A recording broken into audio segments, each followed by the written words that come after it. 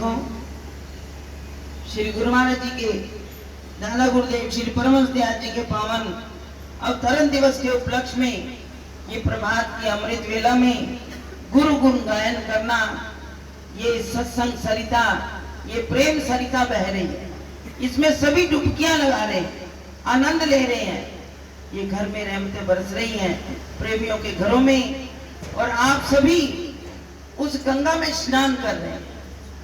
हम सभी उस गंगा में स्नान कर रहे हैं। ये बड़ा पावन अवसर हमें हमारे गुरुदेव भगवान सार प्रभु ने दिया कि घर घर मंगलाचार हो गुरुदेव के पावन अवतरण दिवस का। ये खुशियों भरे गीत गाए जा रहे हैं। और अभी आखिर में आपने भजन सुना कि तीनों लोक में आप सा कोई नहीं। अरे अपने गुरुदेव से बढ़कर और कोई नहीं होता, क्योंकि गुरु ही भव से पार उतारने वाले, गुरु ही हमें दुनिया के सभी संशयों से निकालने वाले हैं। वही हमारे मन के बंधन काटने वाले हैं। कहते ना, मन के बंधन जो जीने हैं वो वैसे नहीं कट सकते, वो गुरु भक्ति से ही काटे जाते हैं। लेकिन होगा क्या, कब कटेंगे? जब पूर्ण रूप से सद्गुरुदेव भगवान के अर्पण हो। अगर हम दुनिया की लाग लपेट में या विषय विकारों में अपने मन को फंसाए फिरेंगे तो हमारा निस्तार नहीं होगा, बेड़ा पार नहीं होगा। हमें इन जंजालों को, क्योंकि हम प्रार्थना करते हैं गुरुदेव से, माया से अब छुड़ा लो, जंजालों से बचा लो, अवगुण सभी मिटा के चरणों में अब लगा लो। ये प्रार्थना करते हैं, लेकिन गुरुदेव भी प्रार्थना उसकी सुनते हैं जिसका मन शुद्ध होता है, जो विषय विकारों से हट जाता है और सच्चा प्रेम अपने सद्गुरु के चरणों में कर लेता है। लेकिन सच्चा प्रेम कब होगा? जब हम सही मायने में गुरु भक्ति में लग जाएंगे। वो कौन लगता है? मुझे याद आई ये घटना संत तुकाराम जी के जीवन की। वो बड़े ही प्रभु प्रेमी थे, बड़े ज्ञानवान थे, और उनको हर तरह से प्रभु मिलन की राह का पता था कि हम अपने जीवन को कैसे सुधार सकते हैं। एक बार क्या हुआ, उनके कई साथी वो आए उनके पास और कहने लगे, तुकाराम जी, हम सभी स्नान करने के लिए जा रहे हैं, तीर्थ यात्रा करने के लिए जा रहे हैं, आप भी हमारे साथ चलो। आप जैसा सत्संगी हमारे साथ होगा तो हमारा मार्गदर्शन भी होता रहेगा, हम सत्संग भी सुनेंगे और साथ साथ तीर्थ यात्रा में जाने का हमारा महत्व दुगना हो जाएगा, हमें अच्छे पुण्य फल की प्राप्ति होगी। तो तुकाराम जी ने कहा कि मुझे बहुत सारे काम है, आपने जिन दिनों में ये कार्यक्रम बनाया तो मैं नहीं जा सकता। उन्होंने बड़ा अनुरोध किया, तो तुकाराम जी ने पता क्या किया, वो कहते सबके मन की वो पूरी करते थे और सबके मन के संशय निकालते थे। तो उन्होंने क्या कहा कि भाई मैं तो नहीं जा सकता, अगर आप बहुत मजबूर करते हो तो मुझ पर एक कर्म करो। यानी कि क्या? कहते मैं आपको अपना घिया देता हूँ, आप इसको अपने साथ ले जाओ, जहाँ जहाँ तुम जिस मंदिर में जिस स्थान पर दर्शन करोगे इसको दर्शन भी कराना, जिस तीर्थ में आप स्नान करोगे इसको भी स्नान करवा कर ले आना। अब वो गए 1 महीने के लिए यात्रा के लिए। उन्होंने कहा ठीक है। जाते जाते भी तुकाराम जी ने कहा मेरे घिया को स्नान करवाना मत भूलना। कहते ठीक है। अब वो गए तीर्थ यात्रा करने, 1 महीना खूब प्रभु के दर्शन किए, जहाँ जहाँ उनको मंदिर मिले, जहाँ जहाँ उन्हें तीर्थ मिले उन्होंने स्नान किया, और वो घिया को स्नान कराना नहीं भूले। और जब वापिस आए तो तुकाराम जी से कहा भाई हमने आपने जो घिया दिया था इसको सब मंदिरों में माथा भी टिकवाया और इसके साथ साथ इसको स्नान भी करवाया।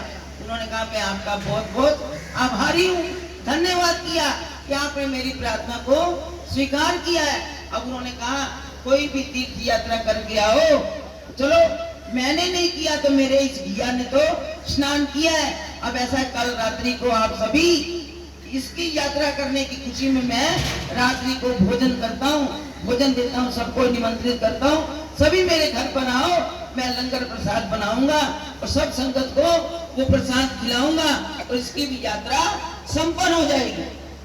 जब ये कहा तो दूसरे दिन जितने भी प्रेमी यात्रा में गए थे वो अपने साथ और भी प्रेमियों को लेकर उस भोज में, उस यज्ञ में वो लोग आए। अब सत्संग कीर्तन भी हुआ, भजन कीर्तन हुआ। भजन कीर्तन के बाद उन्होंने जब लंगर प्रसाद भोग लगवाकर भगवान को सबको खिलाना शुरू किया, सबने जब लंगर प्रसाद खाया बड़े प्रसन्न हुए। लेकिन तुकाराम जी ने क्या किया, जो घिया स्नान के लिए दिया था उस घिया की भी सब्जी बना दी, सब्जी बनाई। कहने लगे अब ये तो प्रसाद बन गया, इसने सब दर्शन किए, सब जगह स्नान किया। उन्होंने कहा इस तरकारी का भी सबको प्रसाद लेना चाहिए। लेकिन जब वो घिया लिया तो सब एकदम, वो घिया इतना कड़वा था कि सब थू थू कर उठे। जब ऐसी बात की तो उस वक्त तुकाराम जी ने कहा भाई ये क्या बात हुई। तो बाकी जितने भक्त थे उन्होंने कहा आपने इतना स्वादिष्ट सब लंगर बनाकर ये घिया की तरकारी क्यों बनाई, ये तो इतना कड़वा था। तुकाराम जी ने कहा भैया ये क्या बात हुई, आप उतने ज्ञानी ध्यानी सब जगह तीर्थ करके आए, मैंने तो सुना है जो तीर्थ यात्रा करता है उसके तो जीवन में मिठास आ जाती है, उसके जीवन में विनम्रता आ जाती है, उसका तो जीवन ही बदल जाता है। तो क्या इस घिये की कड़वाहट ही नहीं गई? मैंने तो कहा इसकी कड़वाहट भी निकल गई होगी।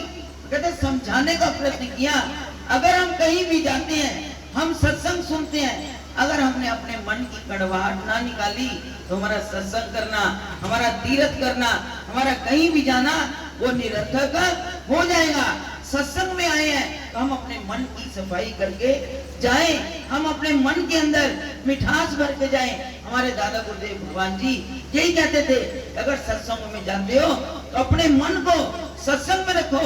अगर जिस बात से हमारा मन मैला, तो कहा जाता है कि गुरु जो है वो धोबी होगी, वो हमारे मन की मैल को धोकर, महाराज जी फरमाया करते थे कि कपड़ा जो है वो धोबी को दिया जाता है, उसकी मैल निकाल कर उसको साफ करके, तो गुरुदेव तो हमें यही कहते हैं कि अपने मन का मैला कपड़ा वो गुरु महाराज जी के चरणों में अर्पित कर दो, गुरुदेव उसको मिठास से भर देंगे, अपने प्रेम से भर देंगे। तभी जिन्होंने भरा तभी तो ये मुंह से बोल निकलते हैं कि तीनों लोक में आप सा कोई नहीं, गुरुदेव के बराबर ना कोई है और ना कोई होगा।